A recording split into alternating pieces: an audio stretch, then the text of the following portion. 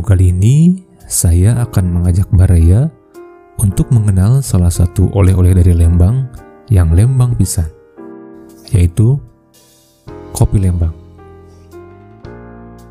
Dan spesial kali ini, saya akan bertemu dengan salah satu pebisnis kopi Lembang yang lengkap. Karena beliau itu selain mengelola kebun kopi, sekaligus juga pemeroses kopi dan memiliki satu brand kopi. Ya, brandnya adalah Glick Coffee. Seperti apa ceritanya dan bagaimana beliau mengembangkan usaha kopi Lembang ini?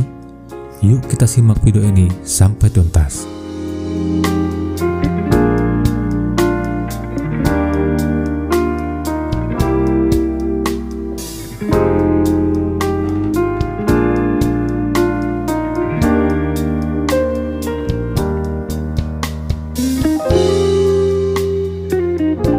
Saya mengenal, ibaratnya mulai mengenal kopi yang beneran kopi gitu ya, itu 2006. Itu kebetulan karena saya bekerja punya atasan yang memang hobi ngopi gitu. Nah jadi saya sering diajak ke kafe, ke kedai gitu, dan waktu itu belum banyak memang ya, paling kayak mirip ya gitulah yang banyak dikenal Starbucks gitu ya. Nah, cuman saya mulai ininya ya kopi susu dulu, belum minum kopi hitam semacam americano, long black gitu, belum gitu, masih kopi susuan. Nah kemudian lambat laun karena sering rapat juga kebanyakan di kafe, di kedai gitu, nah akhirnya nyobain walaupun masih pakai gula, long black, americano, tapi belum berani minum espresso. Nah lambat laun terus sering diajak ngopi ke beberapa tempat di Bandung, di Jakarta gitu ya. Nah kemudian singkat ceritanya 2016 kebetulan anak saya punya sahabat gitu ya, dan ayahnya tuh petani sama pemroses kopi, Kang Gia ya, Kang Gianjar Saribanun. Mungkin kalau sekarang mah beliau udah seleb ya, barbecue Mountain Boys gitu. Nah dari beliau lah saya mulai mengenal roasted bean, kopi yang sudah dikemas, dimulai dari biji. Nah dulu tuh alat-alat ya pokoknya ngemodal alat seduh lah dulu. Yang pertama tuh justru cold brew, untuk buat cold brew. Nah dari situ saya nyoba jualin kopinya beliau, kopinya Kang Gia, Think Hard brandnya tuh, tahun 2016. Saya reseller, jual, pesen beli banyak, dijual. Tadinya laku nggak ya? Nah, ternyata alhamdulillah laku gitu. Jadi mulailah dari itu jadi jualan kopinya punya Kang Gia. Kemudian saya juga jualan punyanya Kang Yuda, kopi ras, walaupun hanya berapa kali lah ya. Nah kemudian kebetulan saya punya sahabat Kang Sopyan, dia di Disbun Provinsi, dia ngurusin kopi dan dari beliau lah saya dikasih bibit kopi dulu tahun 2017. Diberi bibit kopi berapa ya, 5 atau berapa. Nah itu saya mulai ditanam di daerah Lembang, di dekat rumah gitu, ada lahan yang kemudian ditanam di situ. Tapi kan kopi jadinya lama kan, kita harus menunggu dia belajar berbuah tuh sekitar 3 tahun. Nah baru bisa panen mulai stabil tuh di tahun kelima. Jadi ya itu mah lebih mengenal ke pohonnya aja lah, 2017an. Kemudian 2018 diajakin oleh Kang Sopyan juga, saya menemui namanya Pak Kurnia di Lembang, yang punya dulu Kopi Arjuna ya, atau sekarang lebih dikenal dengan Tonas Kopi. Nah dari beliau, karena beliau di Lembang tuh saya anggap, kalau menurut saya beliau yang paling banyak jasanya lah untuk perkembangan kopi di Lembang, karena banyak murid-muridnya, dari mulai barista, petani, pemroses gitu, dari Pak Kurnia itulah. Nah dari 2018 saya mulai terbuka tuh bahwa kopi, terutama kopi Jawa Barat, itu punya rasa yang enak gitu, cita rasa yang nggak kalah lah gitu. Waktu itu diseduhin manual oleh beliau, saya coba kopi Cibodas Lembang, wah enak ya sih. Nah kemudian karena lihat-lihat itu, saya dari reseller punya orang berpikiran untuk kayaknya asik. Itu mulai belum booming ya, tapi mulai dikenal ada kopi susu botolan. Jadi kurang lebih bulan Juli 2019. Nah mulailah saya jualan kopi susu botolan tapi yang kecil, 250 ml. Komposisi gula aren. Di situ mulai dikenal lah, tahun segituan tuh mulai orang minum kopi susu gula aren. Saya bikin, saya ngeracik, trial and error lah. Tapi dari 2018 sampai 2019 saya kemana-mana bawa kopi susu racikan sendiri itu. Dibawa ke temen, cobain enak nggak, apa kurangnya gitu ya. Bawa kemana, tiap hari bawa ke kantor, kalau ketemu klien atau apa gitu. Nah kemudian ya tadi Juli 2019 saya mulai bikin, kemudian saya itu tuh sempat kehabisan bahan baku ibaratnya. Jadi saya ada supplier, beli ini ya, beli online sebenarnya dulu tuh. Ada kopi robustanya, ada kopi arabikanya, saya blend sendiri, gula arennya juga meracik sendiri. Jadi beli gula aren yang gandu ya. Nah kemudian dibikin. Nah mulailah saya nyobain jualan ke kantor-kantor, ke temen gitu. Paling awal pasti ke temen. Dari situ kesulitan bahan baku. Saya berpikir dulu kopi aja, apa aja lah, yang penting rasa kopi gitu. Saya beli ke yang lain, ternyata pembeli yang biasa beli ke saya komplain waktu itu. Kok rasanya beda ya gitu ya. Rasanya beda gitu. Nah dari situlah mulai kebuka pikiran saya bahwa ya kopi ini nggak sembarangan kita bisa mencampur dengan susu, dengan gula atau dengan yang lain. Dia punya karakter tersendiri juga gitu ininya. Kecuali memang ya walau alam ya, kalau kopinya yang memang sudah basicnya robusta dan disangrai gelap misalnya dark roast gitu, dia ngejar pahitnya aja, nah mungkin begitu. Tapi saya waktu itu enggak gitu. Dan seduhannya saya karena dulu alat paling pertama itu punyanya cold brew, basicnya cold brew. Saya nggak punya mesin. Kalau pakai cold brew kan saya bisa ngeracik manual untuk dasar kopi susu itu.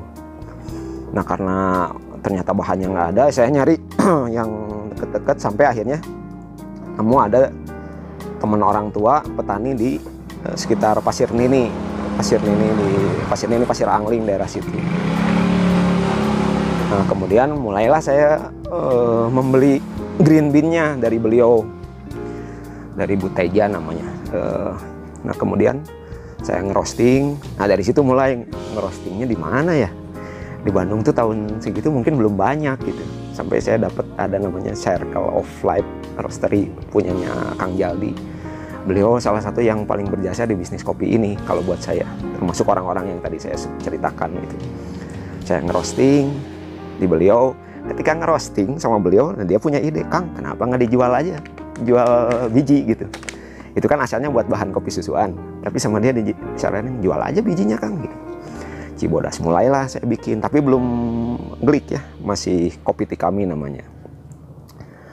Kopi Tikami berjalan, saya jualan kopi susu, kemudian mulai booming kopi susu literan, saya bikin literan, sampai ke saya harus ngerekrut kurir lah untuk ngantar-ngantar pesanan. Sistemnya PO aja karena takut nggak laku gitu.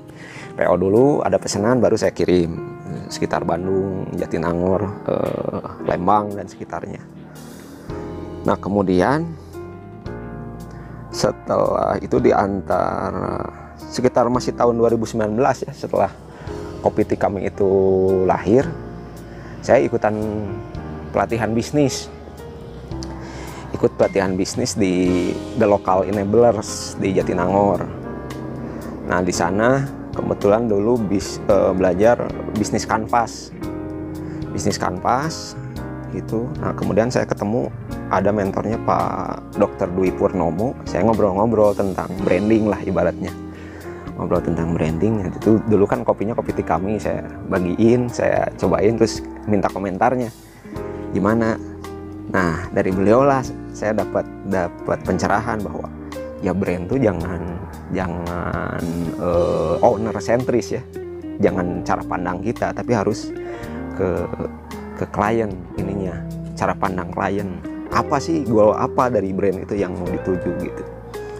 Nah kebetulan ya dari situlah saya mulai, iya ya kalau kopi tik kami seakan-akan egois ya, kopi dari kami aja gitu. Padahal kan belum tentu klien atau pembeli kita tuh langsung yakin bahwa produk kita bagus. Nah akhirnya saya sama istri gitu ya nyari-nyari apa gitu kurang lebih. Cuman dalam rangka dalam perjalanan penjualan kopi itu, saya pernah mengalami beberapa pertanyaan lah. Di antaranya ada yang pembeli kopi susu saya yang punya diabetes, misalkan, Kang gulanya asli nggak aren? Saya kan beli gula aren botolan tuh dari supermarket. Saya nggak bisa jawab itu asli beneran atau enggak gitu.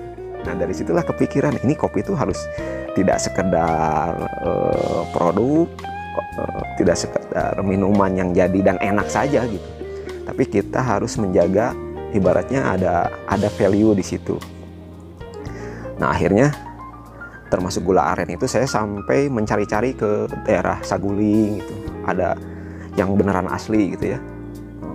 Akhirnya dapat. Nah sampai sekarang juga ada supplier yang memang dipastikan itu gula arennya asli gitu.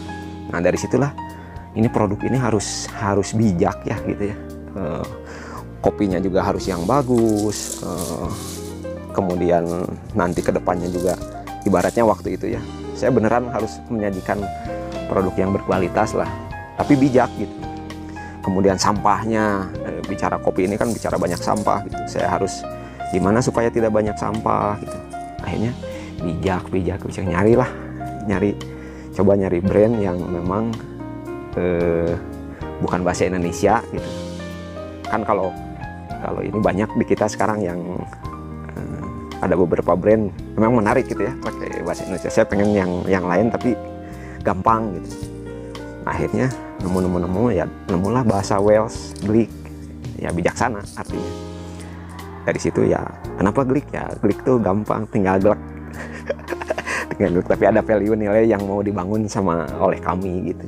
Dari situ nah kemudian udah dapet. Nah Februari 2019 lah sebenarnya mulai Glick itu Kang, saya mulai ganti brand dari kopi tik kami menjadi Glick 2019. Nah dari situ saya masih ibaratnya ngerosting, beli green bean tapi fokus ke Lembang gitu, dari Tangkuban Perahu, Pasir Angling, Cibodas gitu. Ada beberapa dari Wates, Subang misalkan, Cibarubeuy gitu.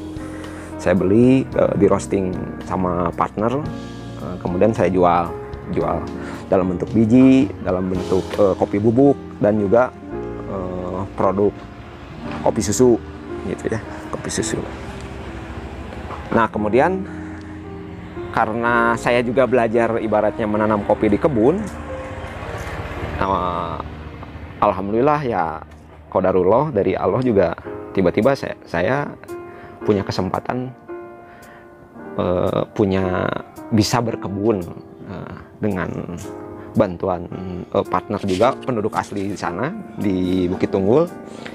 Ya akhirnya kami punya kebun di sana di Bukit Tunggul, lahan perhutani gitu ya, karena di sana memang lahan perhutani bisa digunakan, tapi untuk jenis pohon yang sudah ditentukan. Di sana kan udah ada hutan pinus, kina, dan kopi gitu ya. Kalau di bawahnya mungkin bisa sayuran. Nah dari situlah kami berkebun kopi sampai sekarang gitu kan. Nah dari kebun kopi itulah kami beralih dari awalnya di hilir gitu ya, tadi jualan kopi susu, jualan bean, kami mulai bergerak ke hulu, ke berkebun, ke tani, kemudian proses seperti ini, dari mulai petik ceri, dari berkebunnya, memastikan si pohonnya berkembang dengan baik, produktif, bisa menghasilkan buah kopi yang berkualitas gitu ya, dari Jawa Barat ini. Kemudian dengan pengolahan. Saya terus belajar. Nah, sampai kurang lebih saya timbul pertanyaan tahun kemarin tuh ya, tahun 2021, beneran nggak kopi saya tuh specialty? Lah, levelnya kan ada kopi specialty, levelnya specialty. Kan saya nggak mungkin ngaku-ngaku, oh kopi saya specialty. Nah, waktu itu fokus di proses natural, kemudian kami menjemur langsung sun dry proses gitu ya, belum pakai greenhouse seperti ini. Dijemur di beberapa tempat selain di Cibodas dan juga di Lembang sini. Nah, kemudian kami mengikuti ini kompetisi kopi specialty Indonesia yang diadakan oleh Puslit Koka Jember. Puslit Koka. Nah, dari Puslit Koka itu kemudian saya pengen tahu skornya berapa. Jadi kalau kopi specialty kan skornya katanya minimal 80. Itu juga lumayan deg-degan, beneran nggak? Jangan-jangan hanya ngaku-ngaku gitu. Nah, alhamdulillah memang belum maksimal, kami belum masuk ke putaran final gitu ya. Tapi ketika keluar nilai waktu itu kan itu si hasil cuppingnya dikurasi oleh key grader. Jadi key grader tuh ahli khusus key grader untuk kopi Arabica. Itu 3 orang key grader yang memeriksa kopi kita, di cupping, di analisis gimana sih hasilnya. Nah, waktu itu alhamdulillah dapat skor 84,25 untuk kopi natural yang kami olah gitu. Nah, itulah jadi baseline buat kami, jadi potret posisi kami ada di mana sih gitu. Posisi kami ada di situ. Nah, dari situlah akan kami terus coba improve. Mudah-mudahan kopi yang kami produksi bisa makin baik, rasanya enak dan disukai. Enak kalau nggak ada yang suka mah susah juga Kang. Dan laku. Itu kurang lebih gitu Kang, ininya mah singkatnya mah.